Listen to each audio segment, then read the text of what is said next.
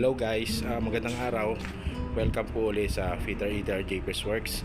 Ito nga pala ang ginawa ko, itong bunkering manifold, yung plates nya. Bali ito siya, sira na, bungi-bungi na siya at manipis na rin. Ayan, napalitan ko na rin ng plates. Yan po, hanggang dito po yan. Tapos kung mapapansin nyo, itong kapiraso rito na curve, bali ang ginawa kong diskarte dyan, pumutol ako ng itong pipes dito. Yan ang kinabit ko rito. Papansin nyo, ang original na size nitong plates na ito sa 8mm, since available lang namin ay 6mm here. Ito nga po ang 6mm. Ito lang po ginawa ko. Bali ipo-pole weld ko na lang siya para maging okay na.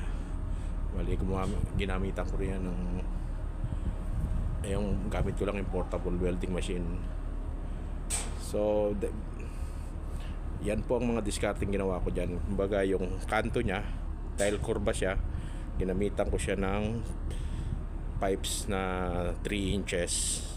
Tapos nilapat ko ron, kinating ko doon sa kinating ko siya, tapos nilapat ko ron. So yan guys, maayos na. Bali nga pala, pagkakabit nitong plates na ito, dahan-dahan lang kung dahil sa pagkating nito hindi ho siya straight, kurba siya. Kaya ang mangyayari, dahan-dahan ho kayong mag-i-spot rito, welding dito, tapos iuunat nyo, tapos welding uli, step by step lang, kahit mga 1 dangkal lang distansya, hanggang sa maging straight na siya, makuha nyo yung straight na katulad nito na straight na. Ayan po, yan ang naging result. So mamaya po i-full weld ko na lang, ipapakita ko sa inyo kung hanggang matapos. At ito na po guys, tapos ko ng weldingin. Ayan po, pinipinturahan na rin. Ayan, full weld na yan.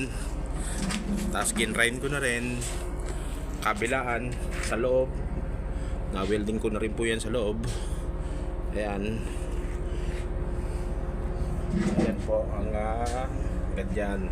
Ayan po ang nag-welding, ang aking kaibigan. Hi ka muna. Pinipinturahan niya na para maganda ng tingnan. Ayan po, salamat. Maraming salamat po.